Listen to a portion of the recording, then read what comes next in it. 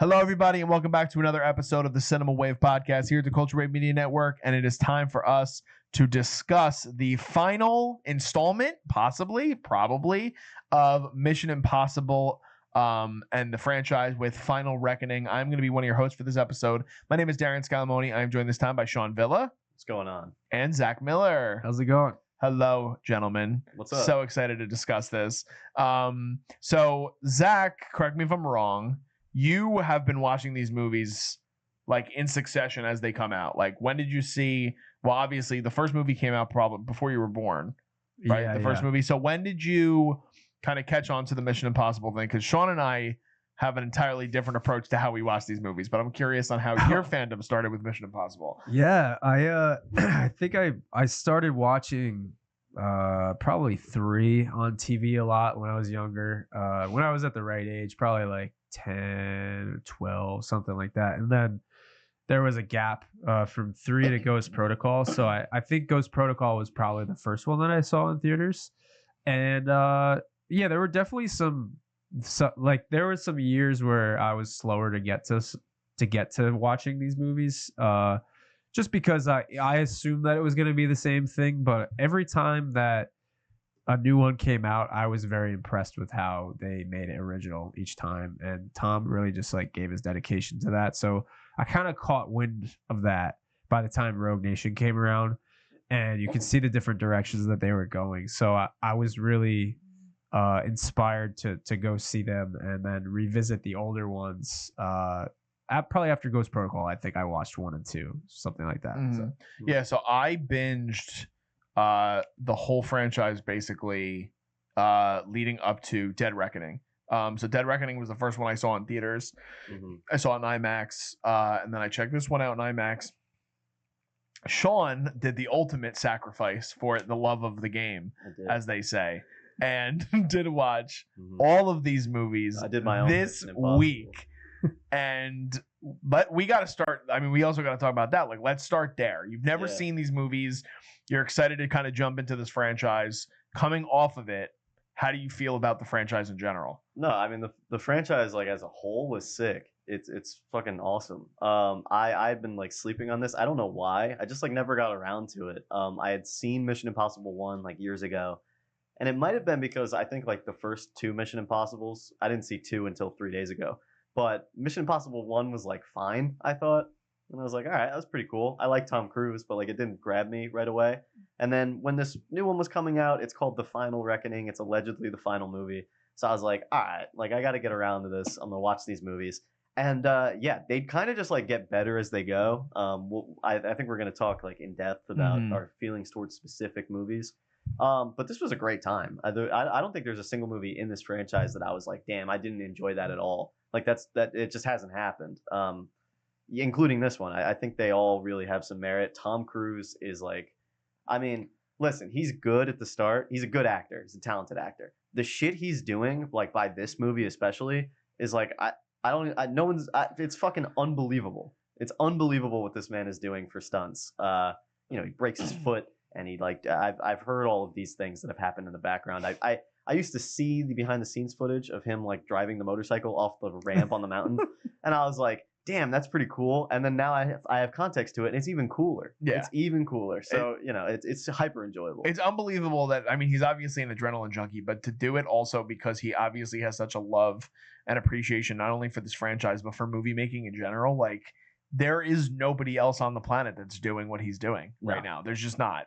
And he's in his 60s now at this point. There's 2 sequences in particular that I love in terms of the stunt work in this movie, which we'll get to. But like you said, I want to talk a little bit more before we jump into this movie about kind of like the love letter to the franchise, because it's been happening since 1996.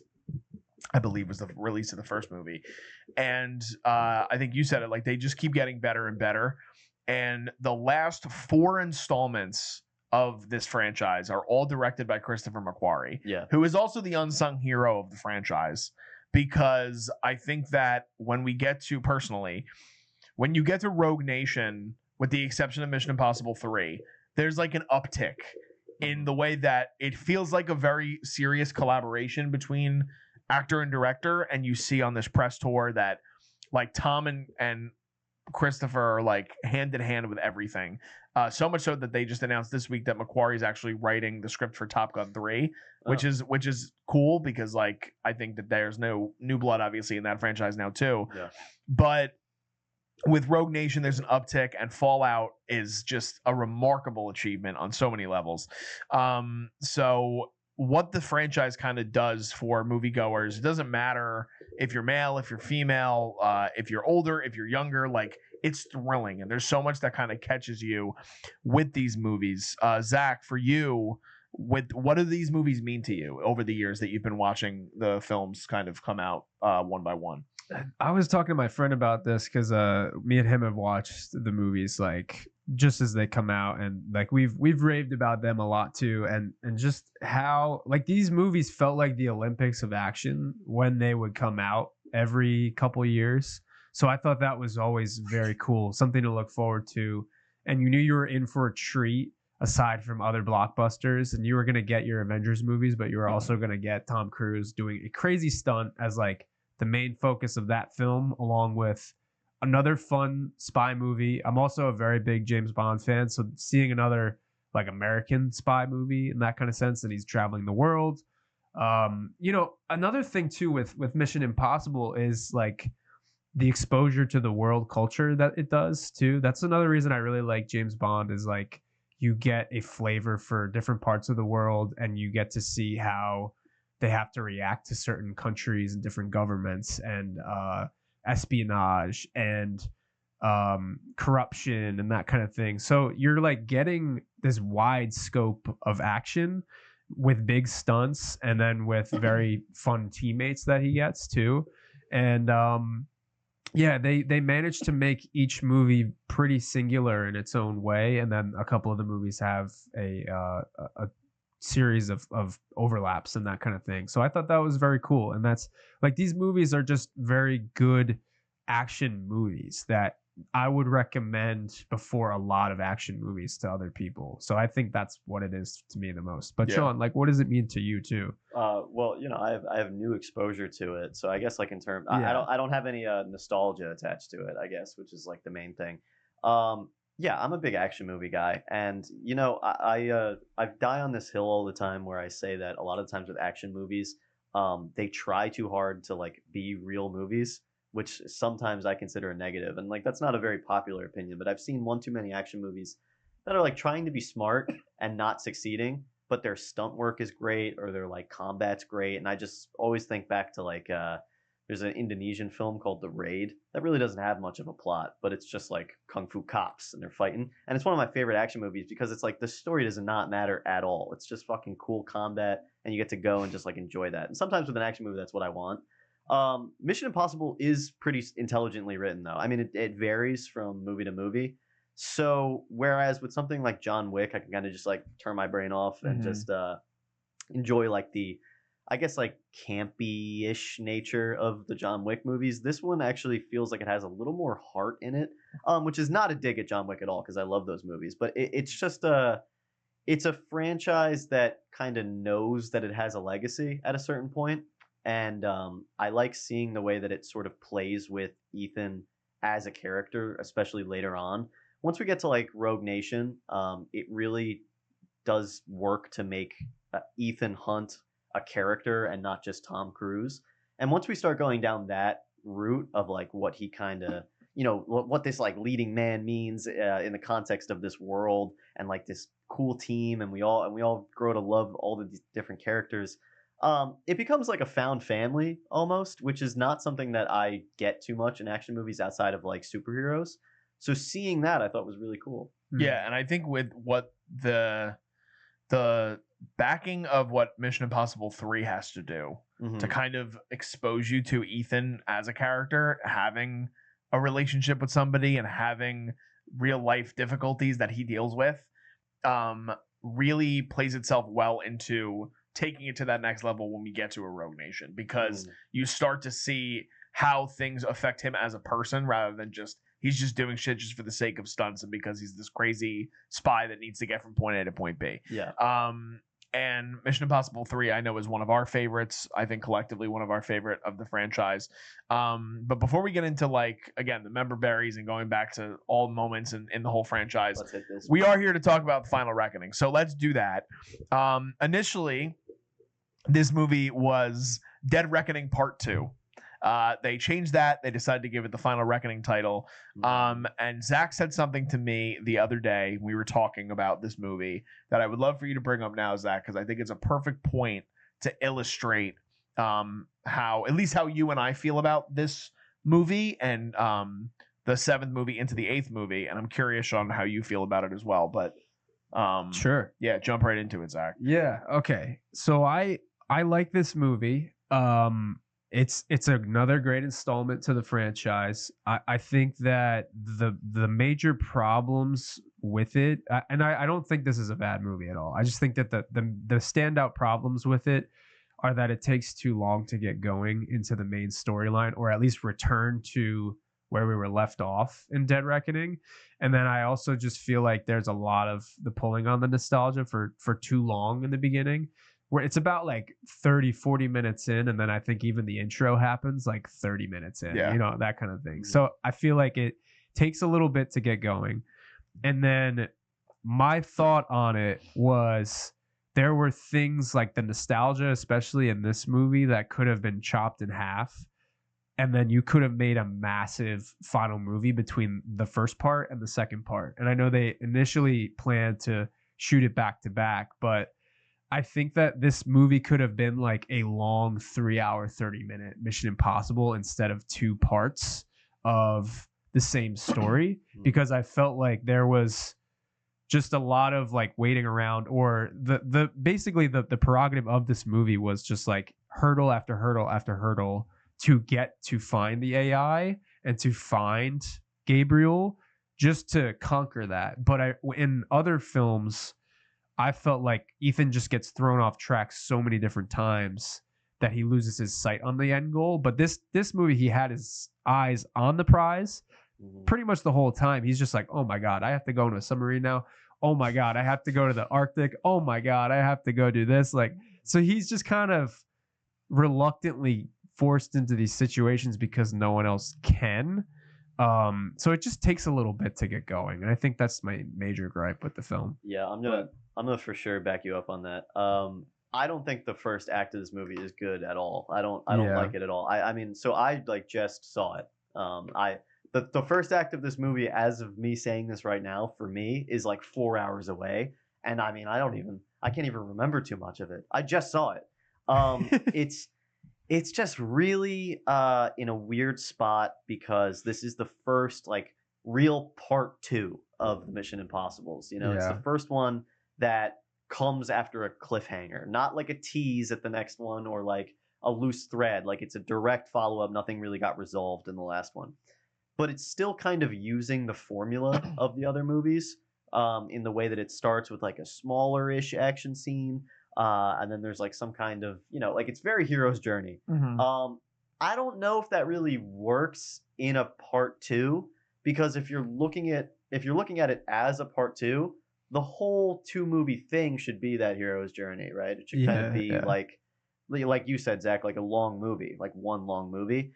This sort of feels like it's one movie and then it's a different movie until we can catch back up to like the pacing of where we were in the last movie.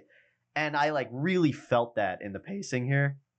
Up until like I think like when Mr. Milchick enters the movie was like I'm Tillman. Tremel Tillman. Yeah, so Tremel Tillman, he's great by the way, but I won't get sidetracked. Like up until that point in the movie, I kind of felt like the pacing was all over the place. There were scenes I enjoyed. There were like decisions being made that I liked.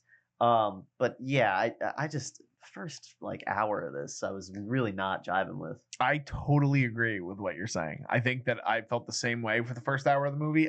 Until we got to the point where the decision was made that Ethan was going to be allowed to do what he said he wanted to do. All that lead up, and I do think I think the first half hour of this movie might be the worst written Mission Impossible stuff since the first 2 movies. because Yeah, I think that they literally rely way too heavily on the member berries Yeah. for the audience, and it almost plays a little bit like self-parody, which is not what these movies are. Yeah. And I agree wholeheartedly with that. And I think that the Dead Reckoning is 2 hours and 43 minutes. This movie is 2 hours and 49 minutes.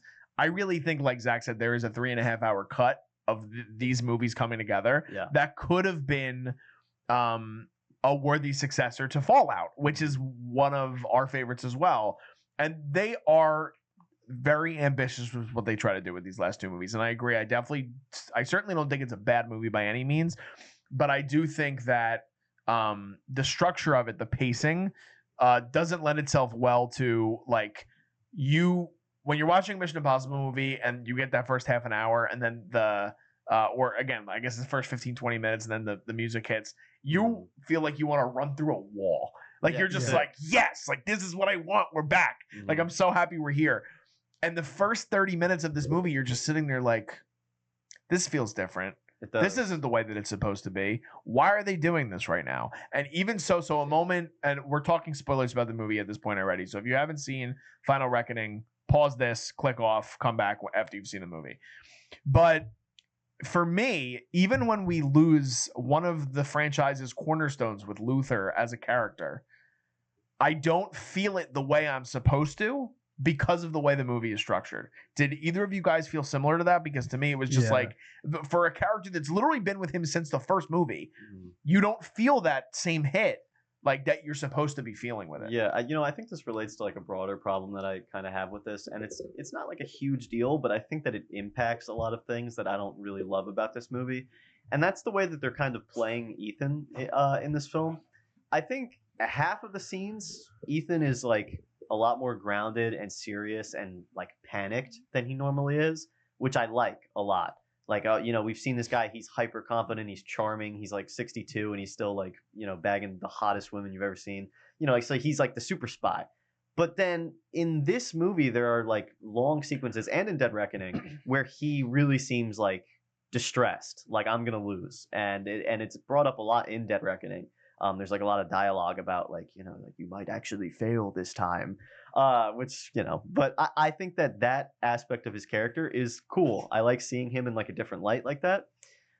It's just that I don't think that's consistent enough, because he goes back to being suave Ethan Hunt, Tom Cruise very frequently, and I feel like it hurts the pacing because he'll be like, oh my God, I'm not going to be able to do this unless the government helps me. And he's like sweating and shit. And then Luther dies, but then he's like, well, I got to go do an action scene. And I got to like make quips during the action scene. Where it's like, if we had like a consistent kind of Ethan is spiraling thing, I think it could have worked better. Because now he's lost like, that's his brother. This man's been around since the dawn of the franchise. Yeah. And yet Ethan doesn't react too much to it. And he also doesn't react too much to Ilsa's death in Dead Reckoning. I think it's just a pacing thing of like, they're afraid to make Tom Cruise have to like emote. Yeah, not emote, because I mean he's a great actor, but I'm saying like I don't think they want Ethan Hunt to look not cool like at all times. And I think that kind of hurts the movie here. Whereas normally it adds to the flair of it, of like, he always keeps his cool no matter what's going on. It does kind of suck the emotion out of some of the scenes in these two. I was also going to say too, I feel like Luther was used as a surrogate to be like, to what you're saying, like, oh, okay, I have to find him now, like even faster than I thought, because he took out my best friend and I've known him forever. And that it kind of like what we were saying too, there was too many flashbacks to like their introduction in the first scene. Like there was just too many cuts back to the first movie. And like, yes, this is a bittersweet end to a franchise that spanned almost 30 years. And that sucks. But it was like, hey guys, remember this? Like dangling that in front of us. And I'm like, yeah. I watched a lot of these movies before. I've seen I watched that 3 days ago. Yeah, this is the 8th movie. I think I've seen at least 4 of them. Yeah, how many people would be coming into this movie? Sorry to cut you off, Zach, but how many people are coming into this movie for the first time? Like, there's nobody in the theater that's coming to see Mission Impossible 8 and being like, well, this is the first one I'm going to check out. That's not happening. No, it's weird because, and I think that's another flaw of like this being 2 movies, is that the first part of this, Dead Reckoning, does a really good job of being like, okay, you don't need to know everything that happened before it, but like we'll give you like little clues that aren't like just footage from the other movies that can kind of like fill you in and you can understand it. This one is like not only explaining the rest of the franchise because it's trying to do like a legacy, like look how far we've come thing, but it's also explaining Dead Reckoning, and Dead Reckoning was a lot of explaining the other movies. Yeah. And I also just like pet peeve, I hate when they use footage from other movies in new movies. It really bothers me. And they do it a lot in this first act of this movie. There's like, I mean, probably a minute straight at least in this movie of just footage from the other movies, and I don't like it. It's just too much exposition. Yeah, too much exposition. There was another similar thing. I didn't like the scene when the cabinet was with the president and Ethan Hunt is there and he's like handcuffed. And they're reading his file about all of the things that he did. Oh my god! And they're like, "Oh, well, he broke into the vault. He did this. He broke into a security meeting. What? I can't believe he did that." It's like, dude, focus on the main thing. The world is about to blow the fuck up by nukes. Like, why are we talking about this man's file? You already know that he's a troublemaker. He's somebody that is like off the books, like not supposed to be here for sure. But why are we talking about that and then using footage from the other movies? I was just like, okay, you guys took a break from the main story just so we could highlight the mischievous things that he did along with his successes. So, you know, it just kind of, I don't like when you take a break from the main thing, especially when the movie is already, it was like 2 hours, 50 minutes. Yeah. So just keep eyes on the prize. It's part 2, like you're saying, right? Like I want to get right into it. I want there to be like wall to wall stunts. I don't want the first act to feel like, okay, well, the peril is kind of being lifted a little bit. The stakes are diminishing when you're not jumping back into it right away. It's part 2. So I just think the first act has a ton of instances of the movie talking, not the characters. And I think that's sort of the issue that I take with it is like the movie needs the audience to know that like Ethan's been through a lot and that Ethan's really cool. And you remember all this stuff that happened. But like realistically, the characters wouldn't be saying that. It's like the Washington Monument fell down tomorrow, and then the CIA like met up to see like who did it, and then you were like, "Hey guys, in the '60s, you did a lot of MK Ultra stuff." They'd be like, "What the fuck are you talking about? Like that's nothing to do with what's happening right now. Like why are you bringing that up?" You know, it's like I feel like the characters, like you're saying, like wouldn't do that, and there's a couple instances of that in this first act. I think a lot of the movie gets better after the first. I 100% agree. So what do you guys? Well, but so just one more thing on that scene, like it's just so much tribute to a character that we all already love. Right, we don't need to do this, and it makes every other character in that boardroom so goofy. And they're supposed to be these characters that are literally responsible for the sake of the United States of America. And like Holt McCallany, like we talked about before we started rolling. Big fans of Mindhunter on this podcast at the network. But like the fact that he has to deliver like literally line for line the big sequence in every movie where he's like, "You threw gas bombs in a room of politicians and took off a mask dressed as him. You were at the Kremlin. You were at the fucking great Nick Offerman." No, but it's so ridiculous. But I do agree that after the first hour of this movie, though that's a third of the film, it dramatically improves. They do a lot of great things with the team building, implementing new members of the team, which I'm excited to talk about, and particular stunts. One including the submarine, which is one that I want to talk about and I want to jump into. I know we'll jump around a lot, but the submarine sequence to me is insane. Yeah, it's like really good. It's so incredible. The stuff with the torpedoes falling and having to work his way through there, sliding himself through a torpedo hole. What were some standout things for you guys in that sequence, and just the fact that he literally has to get down? That's a great way to kind of, again, transition into the end of Dead Reckoning, taking us there. So you cut out that whole first hour, and then you get us there, and it's like, this is what we want to see. Right. You know what I mean? That's where we were at the start of the last one. Yeah, I think it's honestly, I don't know how else to say it. It's the balls of this movie to like not have dialogue for like 10 minutes. Hell yeah, dude. Great. Especially because the dialogue preceding it gets kind of cheesy at certain points. And I'm like, guys, shut up. Like, can we just go? Yeah, just like turning off the microphones and just letting him swim around and you be there in that moment. And it's intense. And Tom Cruise, his physicality is such a huge part of his acting here. and like you could feel his like panic and his shivering, Yeah. and like his body movements are like so like they really put you there. And that also has to do with the cinematography and the sound design and the set, which is incredible, and the water shifting and moving, and like just the tension of it and the pacing. And yeah, I really think it's a really great sequence. It's not a typical Mission Impossible sequence either. It's kind of like, I don't want to call it slow because it's very intense, but it's suspenseful, and that's not really what this franchise does that often. I think it's really good. I agree with you. I was So- gonna say too, piggybacking. I've really, it's been a while since I felt this anxious in like a claustrophobic space in an action movie too. But they really do a great job at telling us like how deep the submarine is, the fact that the suit is already going to be a problem at some point at a certain depth, and this is like a prototype. And then he's also older, along with the fact that it's freezing temperatures. It's in a nuclear sub of torpedoes, like all these kind of scenarios that are going to happen. So the stakes are like really good for that 10, 15 minutes. And I also love when he exits the submarine and he gets like thrust across the Russian sub. Although I thought that was a little far fetched. He didn't get like sucked into the sub. Fine. But yeah, but anyways, I thought that the rest of the sub stuff was really, really good. I love like how he gets claustrophobic, and well, he doesn't get claustrophobic, but we do, and he gets shot out of the torpedo hole at the end. That was really good. He had to like take off the suit, put it through the hole, put it back on, or at least put his respirator back on, and then yeah, like you were saying too, this, for him being 63 too, doing this movie, the physical nature that you feel with him as Ethan Hunt, he's been through like pretty hard, violent sequences over the saga, but I just feel like his body, he's pushing his body to the brink in this movie, and he's like, I have no other choice. I am probably going to kill myself or extremely hurt myself, but I have no other option. Like there is, if I don't do this, nuclear war is about to happen. So if I don't, like, what's gonna happen? You know, it's really, really cool stuff. And like you were saying, the way that they immerse us in this environment through all of the technical aspects of the filmmaking is really good. And Tom gives every one of these movies, he has a great physical performance in all of his stunts and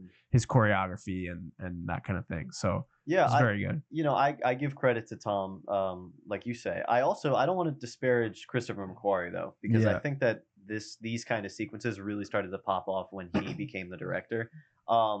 And I think that a lot of what makes the submarine scene work is that all of these different elements kind of come together and really make it feel like you're suffocating in this space. And like I said, that has to do with the cinematography of like putting us in the torpedo hole, so like we can see the enclosed space almost like a GoPro camera. It's the camera sort of being half underwater and half not, and we like get to kind of come up and down with Tom. I'm sure it's the way that Chris McQuarrie is like telling him to do things, you know, as directors do.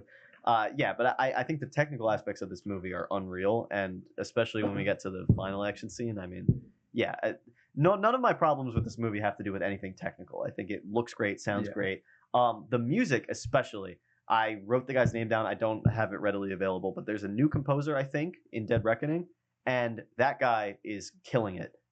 These last two have way more impactful music for me, and I think the submarine is no exception for that. Like just the way that the OST is kind of working in the background here really elevates the scenes. I felt it a lot in Ilsa's death too, just like the tension of him like running with these like huge horns and orchestra.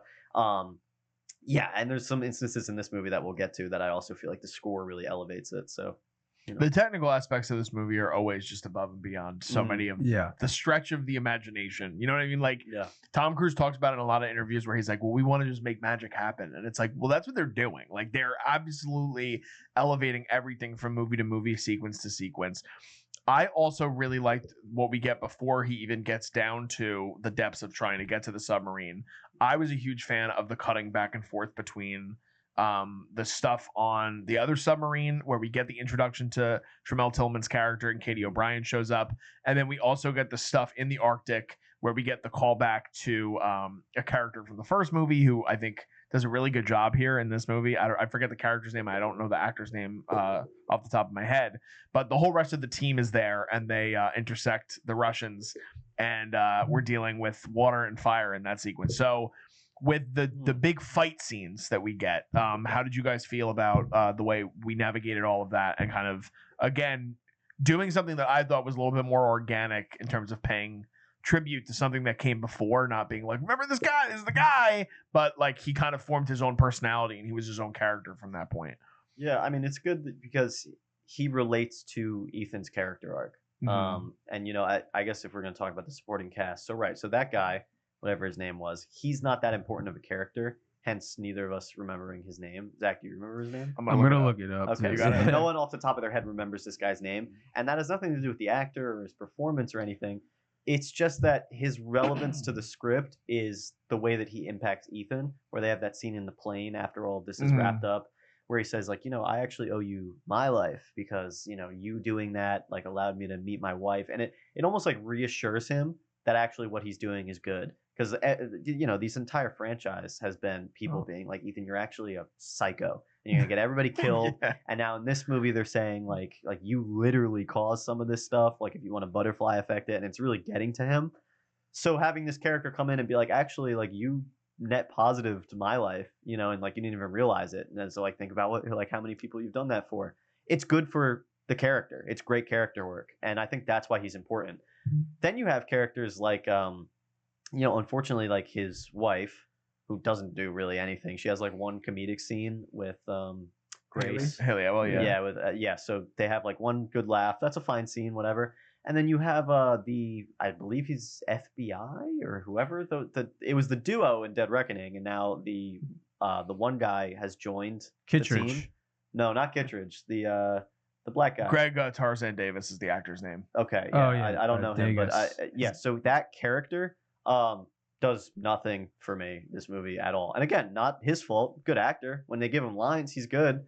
I just don't understand what purpose he has in this movie. Yeah. You know, like I don't have that thematic connection that I can draw between the guy from the first movie and Tom Cruise, and then, you know, this guy. Like, what's he doing here? What's the wife doing here? Why'd she come along? She can't, like, she's not an assassin. Yeah, and there's a couple people that come in and out, and I don't know what they're here for. And I feel like it just sort of stuffs the movie with people. When, if this is truly the final movie, if this is the final reckoning, we should be getting rid of people, you know? Yeah. This is his name is also William Donlow and played by Rolf Saxon. Okay. So he was in the first He movie. does a great job. Donlow, right? Donlow, yeah. Donlow? Yeah, that's Okay. the character. That's what they were calling him the whole time in the movie by his Right. last name. Right, okay. But I understand what you're saying. I do agree that I think that especially, and I don't want to jump naturally to the end of the movie, but there are things that allude to the fact that it might not be the actual final reckoning It so for is not. Ethan and the MI team. Well, it's the last time they'll reckon, but it's not the last time that they'll go on a Mission Impossible. This is the last reckoning that they'll do. Okay. Bad joke, I guess. Nah, damn. Tough crowd. Tough Dude, crowd. I'm just like Not even a smile. No, well, I'm smiling right Had now. more to say than the reckoning. No, there's just there's no more reckoning. This was the last one. That's- Whatever. Forget it. That was good, Sean. I like That's that. okay. I love it. I'm snorting over here. So bad. We all fail I love you though, sometimes. Sean. That click moment you're waiting for. But I agree with what you're saying in terms of at times it feels overstuffed, and that kind of goes back to the point that they don't need all of these characters at once. So one of the other things that we brought up before we started recording is that there's a very prominent antagonist character in Dead Reckoning who disappears, and we don't see her again in this movie with Vanessa Kirby's White Widow. And it's like, so was she not in this movie because she was filming Fantastic Four? Or like, Probably. that's what I think of. You know what I Yeah, mean? Like, because probably. she's still prominent to what happens before, and we have Palm Clementieff's character carry over, and she obviously has a reason why she's a part of the journey. You She know- wants to kill S.I. Morales' Well, villain. I'll raise you one. Where's Jeremy Renner? Where's he been? It's been 3 movies without He's been Jeremy gone. Renner. He was in the crew. Like, Jeremy Renner was like a Simon Pegg. in this crew for like 3 movies. Yeah. Yeah, he's just gone. His rate went up. I guess That's what it was. I guess that's what it is. And that's not to say, maybe, you know what, Greg Tarzan Davis, maybe one day you'll command a salary. But I'll tell you what though, like if this really truly was the final Mission Impossible, I would feel like we get those people. Like I think that would be important. That it's like, oh, we gotta bring back Jeremy Renner and we gotta get Vanessa Kirby back and like whoever else. Oh well, you were talking about Julia too. Oh, true, Michelle Monaghan. So does she pop up at one point in the ocean? Just the footage. Oh, it's just the foot. Okay, yeah. So was it Grace that's like kissing him when he gets out of the sub and he's floating and it does that really beautiful shot where he's like upside down in the ice lake? There's a woman that like floats towards him and kisses him. I thought that was Michelle Monaghan, but it might have been Grace. I think it's Haley Atwell's character. Haley Atwell, is that her name? Atwell. Oh, Atwell. Yeah. Okay. Atwell. Yeah. Sorry. No, but I do agree. I think that there aren't as much of standout new supporting characters in this movie. And sometimes they're just kind of there for the sake of just being there because they need more bodies to kind of help with the mission.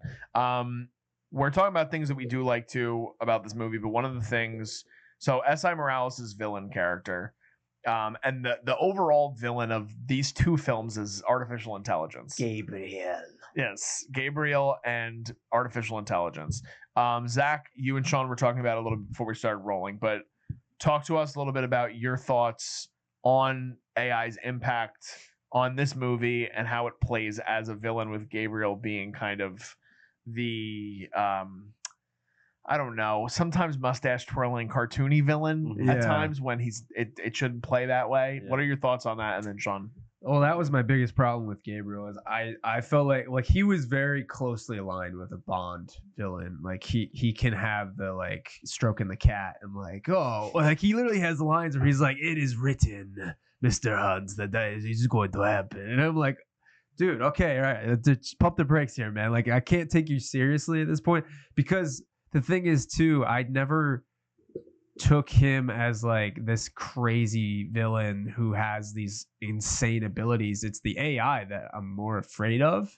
And for him to not, he doesn't really have much leverage over Ethan the whole movie. It's the AI that has the leverage. He just kind of like let it do its thing. So, and just like the little like, oh, you have to catch me now, and like he goes on all these these like chases with him. By the end, he's driving away, he's running away, he's flying away, like bon voyage. Literally, dude, him in the plane where he's like, it's like, what is going on right now? It just feels very out of place for what I've seen, instead of Philip Seymour Hoffman like absolutely ripping your head off in the 3rd movie. Like it's very, even Rogue Nation, Fallout, Henry Cavill being like a double agent, there's intensity there through almost all of the other villains. Even John Voight being like, I'm gonna betray my unit and that kind of thing, but he's also like really wise and experienced. Like I felt like Ethan was in peril in the 1st movie. 3rd movie, Philip Seymour Hoffman. Rogue Nation, there's like massive scale nuclear war about to happen. Also, it could have been that nuclear war has been used before too, and Gabriel threatening that again. Maybe I didn't feel the stakes as much. It's also like certain things are hard to relate to as a viewer. Nuclear war is not one of them, because we haven't experienced it, and we haven't experienced like even war that big in our lifetime, so we can't really like process the severity of it. We're just like, whoa, that's kind of crazy when they're talking about numbers of people dying. But when Philip Seymour Hoffman has a gun to his wife's head, I can imagine myself like that being my friend or that being my partner and being like, holy crap, this man is going to get whatever he wants. He is not normal. Like that's a relatable trait. Gabriel was very mustache twirling, and it just got a little far-fetched for me to like connect that. Okay, I should be intimidated by this guy in that sense. You know what it is? I think they give a great setup that Gabriel is like a personal villain for Ethan. It's like he's been there since the beginning. Since the 1st movie, Ethan says a line, I think it's in Dead Reckoning, where he's like, he quite literally made me who I am. And it's like, you don't feel that at all. There's not really like much personal tension between the two of them, because Gabriel's character in this movie just sort of represents an AI that is inherently inhuman. and it has these like huge broad ideas and is almost like gospel-esque of like it wants to kill everybody. So like it's just like a cold killing machine, and Gabriel represents it, and it doesn't quite have that like personal tinge. So what we're left with is basically just a talented actor who's really just doing his best impression of like the most interesting man in the world commercial. You know? The Dos Equis guy. Yeah, he's just sort of like exactly like you said, like a little cartoonish, and I think it's okay to be cartoonish sometimes. But I should feel the personal vindictive nature that he has with Ethan, which I don't feel. Like I thought halfway through this movie, after he keeps getting away and Ethan like keeps spiraling into like, oh my god, that eventually he was gonna like crash out and like really come for him. Because in Dead Reckoning, he like charges at him at one point in the club, and then the guards hold him back, and he's like, I'm gonna find you and kill you like anywhere. It's like Tom Cruise is like foaming at the mouth. That's like not here. I feel like that thread kind of got dropped. Yeah, I think that what you were talking about too, Zach, is that like AI is the real powerful villain in this movie, and it's almost like they had to write themselves away to make it a character that is as relatable to Ethan, to make it feel like you could put a person's face to that as a viewer. Otherwise it's Ultron, you know, or Skynet. Yeah, or Skynet. Yeah, it's just I don't know. Yeah. Evil AI is hard. I don't think it's like a bad job at it though. I actually do think the AI is somewhat intimidating. And I honestly, I don't like that it talks to Ethan in this movie. I'm not a fan of that. I don't like the sequence really. It feels like it just like messes with the rules that the movie's kind of putting forward, where it's like it can like see your brain. Like I don't know what happened there or what that mask is, but whatever.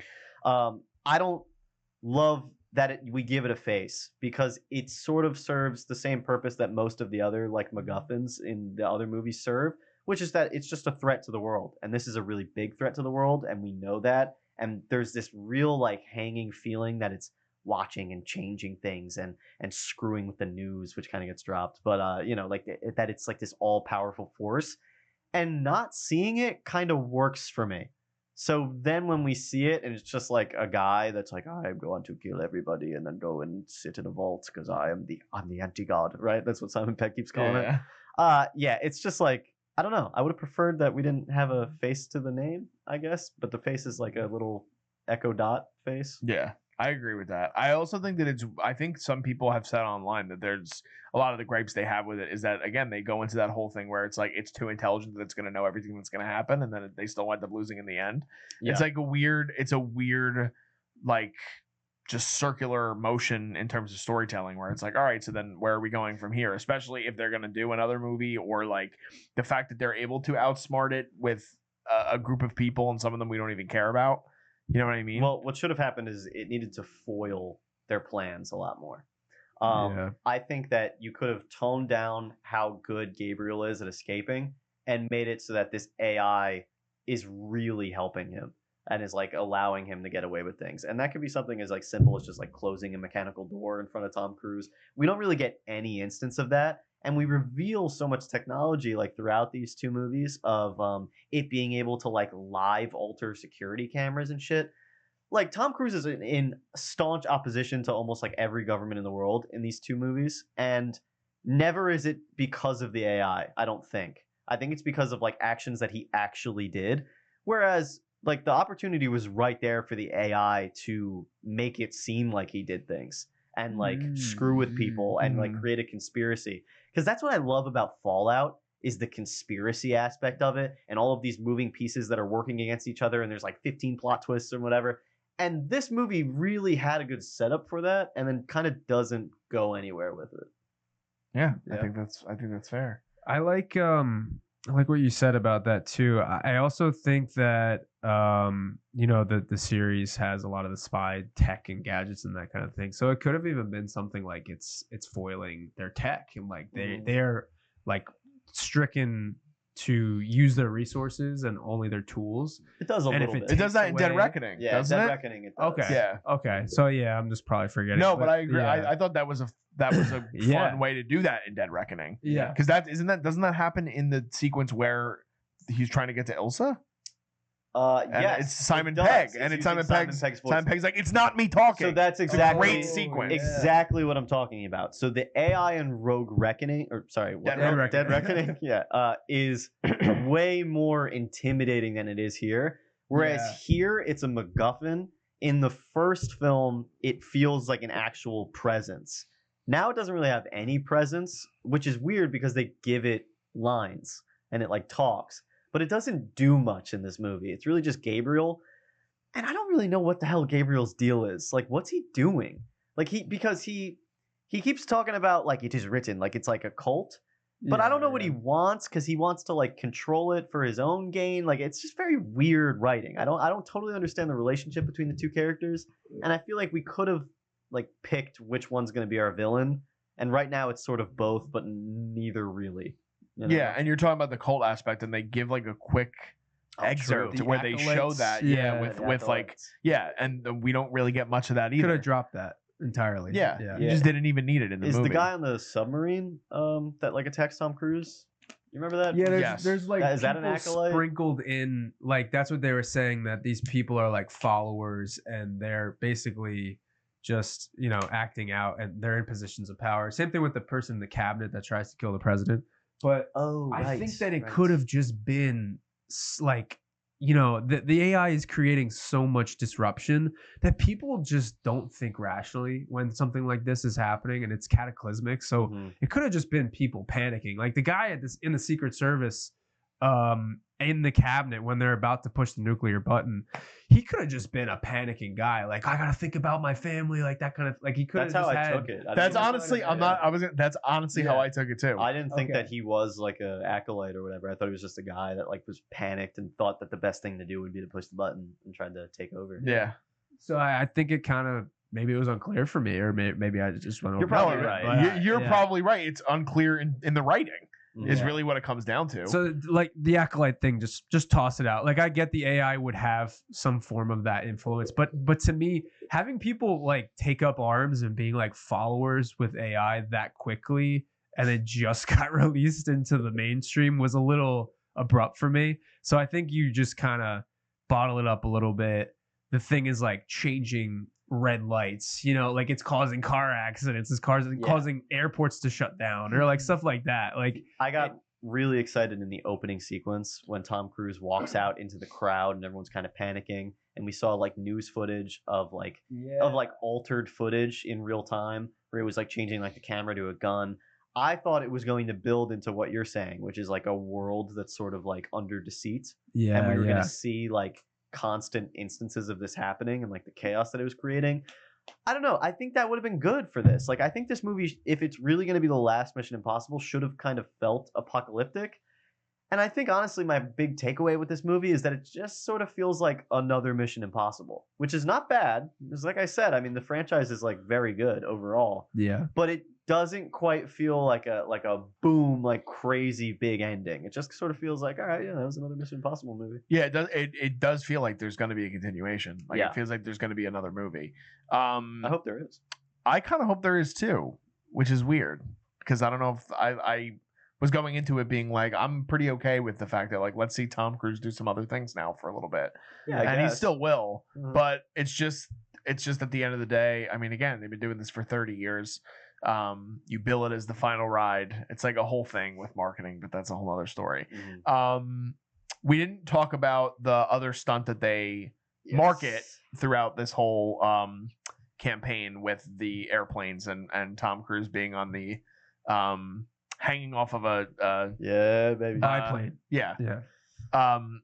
Talk to us about it, Zach. I know it's a sequence that's near and dear to your heart. I mean, this guy is a fucking freak of nature. He outdoes himself in every movie. The base jump with the bike and Dead Reckoning was fucking insane too. But I was looking up a lot of BTS of them doing the biplane stuff, and they did a lot of as much technical rehearsal as they could. But the guy was flying on the wing of the plane at 140 miles an hour to points where it was hard enough for him to breathe. There were some points where they were in the canyons where they were like 5 to 20 feet off the ground. And he was saying that the pilot had zero margin for error. If they went up or down Like they could hit an updraft or a downdraft, he could get crushed easily.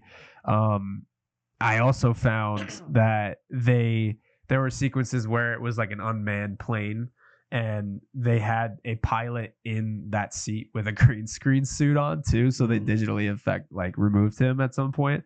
But just being strapped to this plane and going over South Africa, and he's 63 years old on the side of a biplane at 140 miles an hour. Yeah, with goggles on. Yeah, I've been very I feel like I'm coming off very critical of this movie, and like we're talking about a lot of problems that we have with it.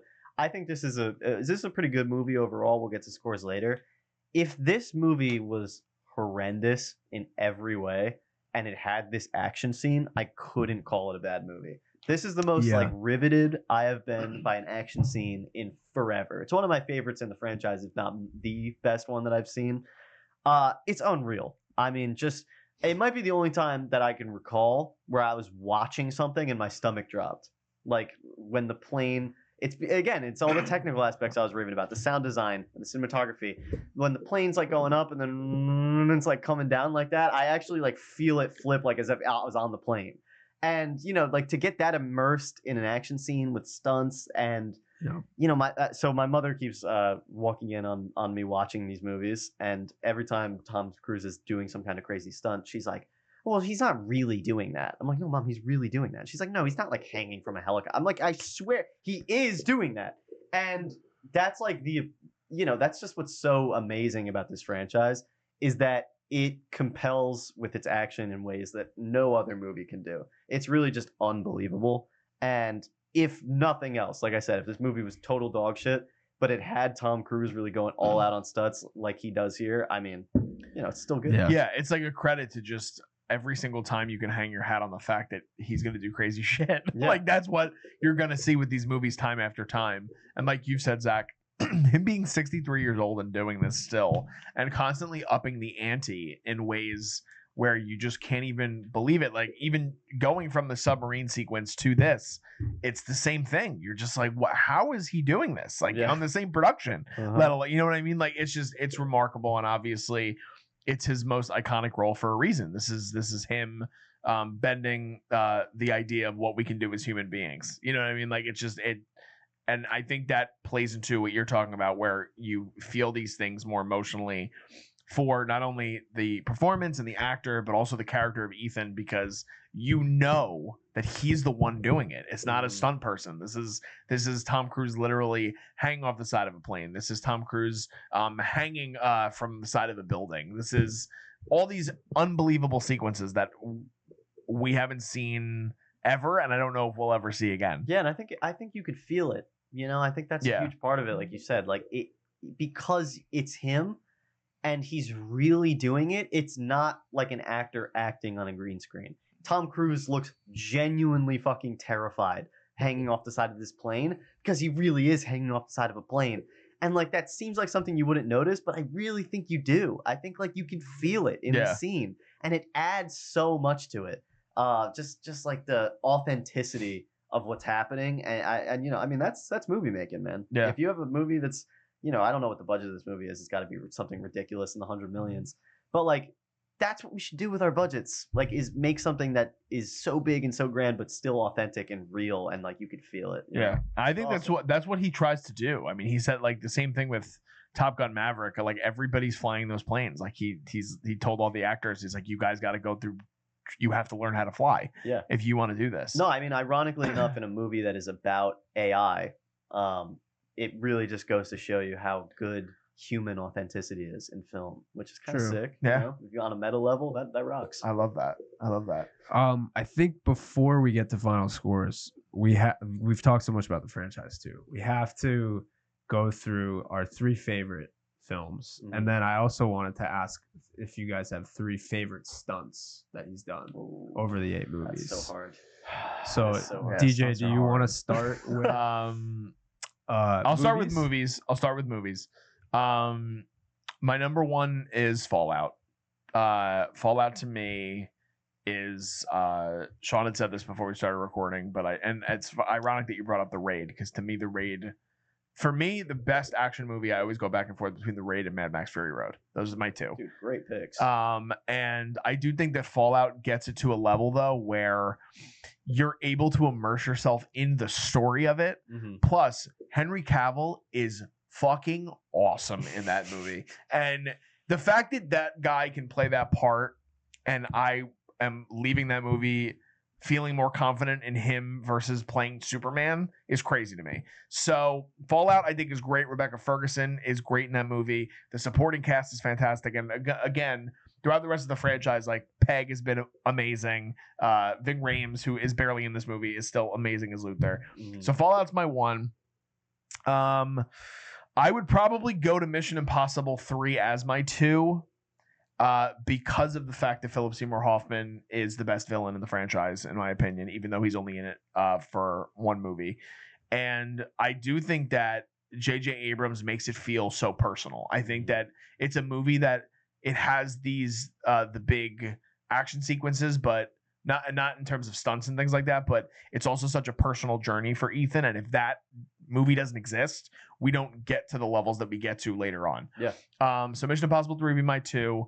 And then Rogue Nation is probably my 3. It's the intro to Rebecca Ferguson's character, who I think is one of the best in the franchise.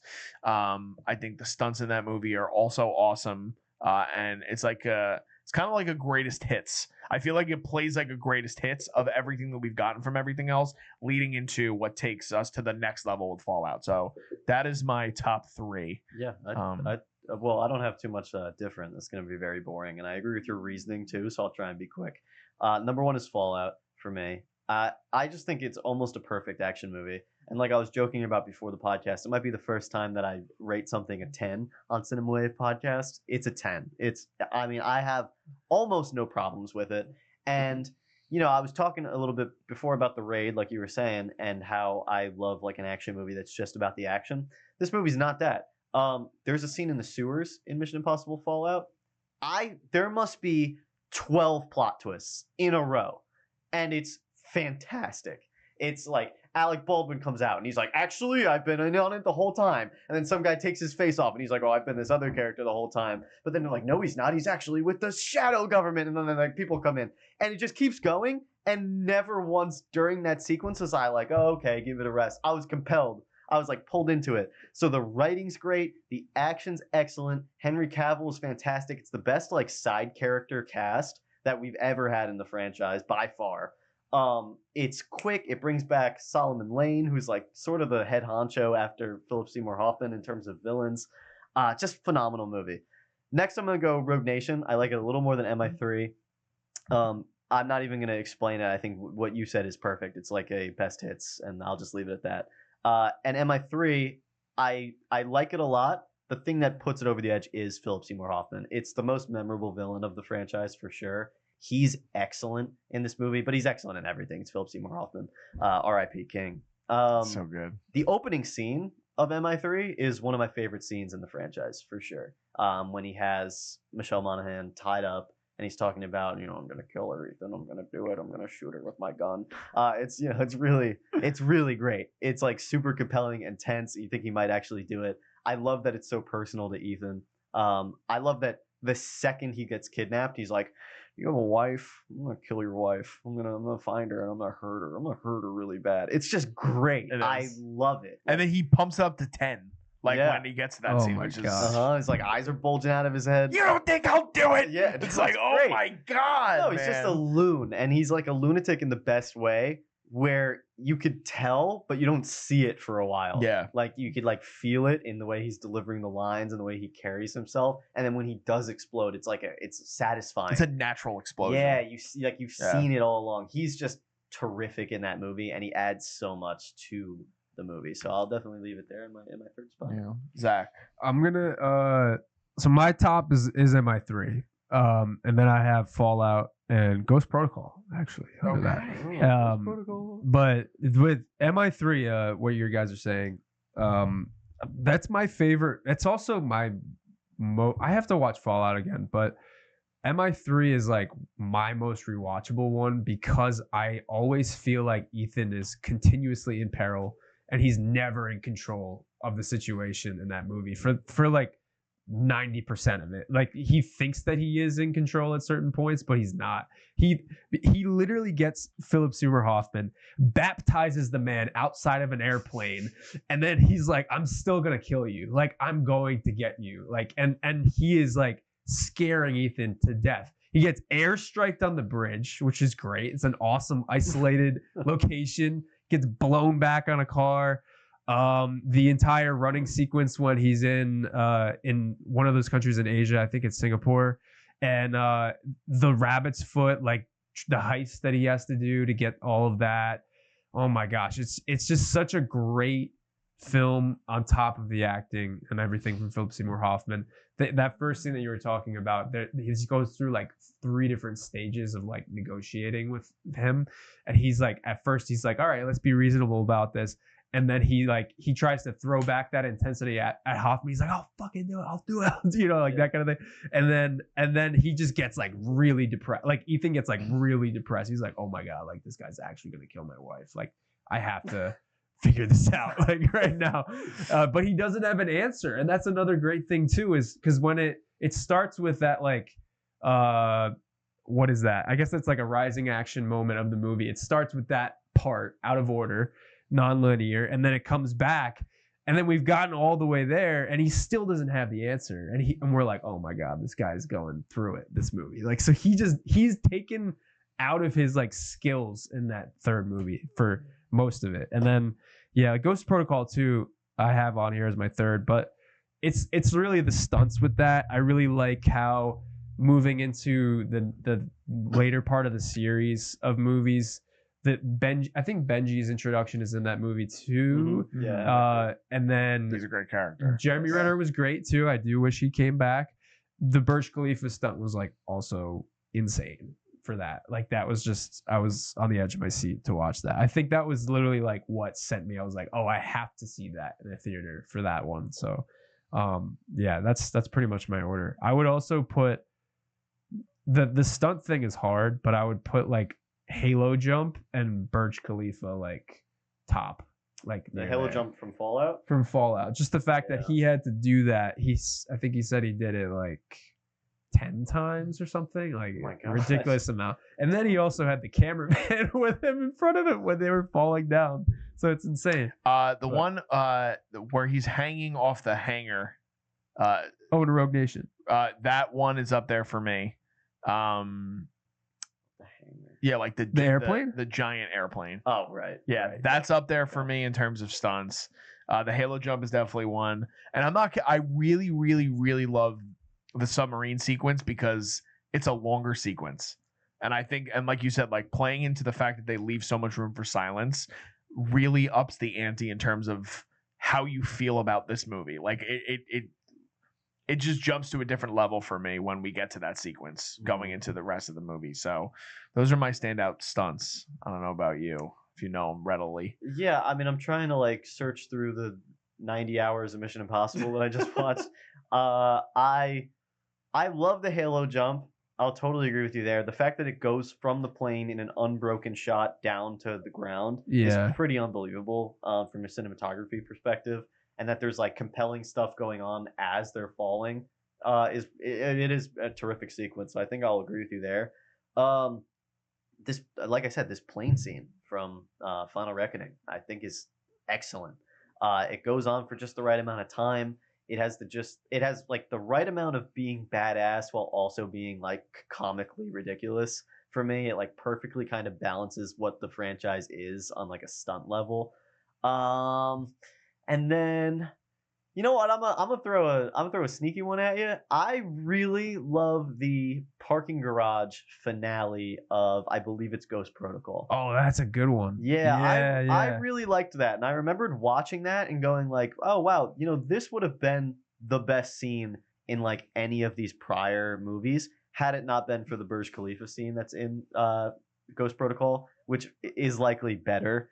But if that wasn't there, the garage scene is awesome. There's like cars falling. He's jumping across. The guy throws himself off the garage to It's keep really the good. case. Yeah. Tom Cruise gets in the car and he has to go down to get the case, and he just drives the car like off like a 9-story thing. Yeah, yeah. It's great. There's so many great stunts in here. It's actually hard to choose, and that's like the biggest compliment I can give the franchise is that even up to this final installment, that I think is just generally like good. Has excellent stunt work. So, there's always that. Yeah. Well, we've arrived. It's time for scores. We're scoring the final film. We're not scoring the series as a whole. Just the final Reckoning movie. A lot of the things we talked about, I'm not going to go on a whole rant on why I'm giving it the score I gave, because we just talked about this movie for about an hour, a little over. The first third of the movie doesn't work. In my opinion, I think there's a lot that's lackluster in it. But I do think the second hour and 50 minutes that we get is really good. And I think that I wish that, like as Zach had said, we kind of took Dead Reckoning and Final Reckoning, took the best ideas from both, put them together, made a 3 hour and 15 minute or 3 hour and 30 minute finale instead of 2 3-hour movie experiences. But in general, it's still a really good action movie. I'm going to give it a 7.5 out of 10 is going to be my score for Final Reckoning. Okay. Yeah, I mean, I agree with a lot of what you said. I get very critical on these reviews. It's just more fun for me to talk negatively, and I need to get out of that habit because I need to be a positive fella. But no, I mean, this is a really enjoyable movie. If you go and see this, you're gonna have a good time, especially because you've definitely seen the other Mission Impossibles. If you're going to see this movie, you will like it. I liked it. I thought it was a lot of fun. If this is the conclusion of the franchise, I wish it went out with a little more of a bang, but it's still fun. I really think with a lot of these movies, when I came out of them, when I was doing this sort of marathon, I went, out of these 8 movies, which one will I go back to and rewatch? And Final Reckoning is not really one of those that I'd be eager to see again. Now, looking up the plane scene on YouTube, I'll be there. But like Fallout, I could rewatch, I think, in like a week, and I would be entertained by it again. So I think I'm gonna go a little lower than you. I'm gonna give it a 6 out of 10, which that's wow. I'm surprised by that. I know.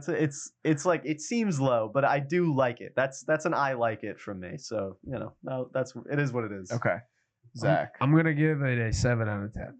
I'm gonna kind of split the difference. Yeah, I think that unfortunately the stunts really lead the way with this film, and I think that I wish the story was stronger, and I wish that the second part to a first part was stronger. I really had a problem with the editing. I'm not gonna lie, it was like one of the first movies that I noticed like 10,000 reaction shots. It was just, we had to see every single person in the room reaction. There was the entire president's cabinet. We had to see, what did this guy do? His eyebrow raised. Oh my God, what are we gonna do? And this is like it was bo bo bo bo bo. It was jarring. And then the old found footage and the old movies, there was too much use of that to pull on our heartstrings a little bit. Same thing, first hour little spotty, but I love the stunts. Tom really does put his all out there.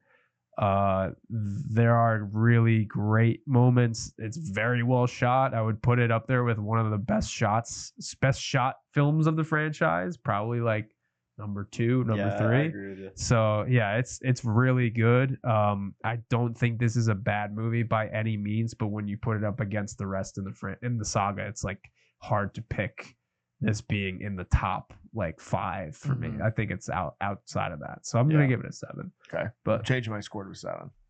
Because I think I want to give it a 7. He dropped it, which I don't do that very often, but I'm changing it to a 7. I bring a lot of negativity to this. No, but I think I do appreciate that we got to kind of look back at some of the greatest moments of the franchise as well in the conversation. So let us know in the comments, what are your guys' thoughts on the Final Reckoning? Let us know your thoughts on the franchise in general. If anyone's been watching these movies since 1996, let us know the journey you've been on for the almost 30 years, because it's obviously a franchise that stands the test of time and just constantly improves upon itself. So we'd love to hear your thoughts in the comments. We'll have a conversation with you guys. Sean loves to write in the comments, especially, so Sean will be there. Subscribe to the channel if you choose to accept us. Yes, subscribe to the channel. Check out our other stuff. We have reviews for a bunch of other movies and TV shows right now. We just wrapped up our coverage of The Last of Us. We're wrapping up stuff for the studio. We just reviewed Lilo and Stitch. We have reviews upcoming for Karate Kid Legends. We're also covering multiple film festivals in the month of June. So there's going to be plenty of stuff for you guys to check out. We also have interviews on the channel too with some people for our other podcast, Jersey's Finest. So please check that out and follow us on social media. All that stuff is below me in the video. It's also in our YouTube description. But just signing off, I'm Darian Scalamoni. I've been Sean Villa. I'm Zach Miller. And we'll see you guys next time. This is The Culture.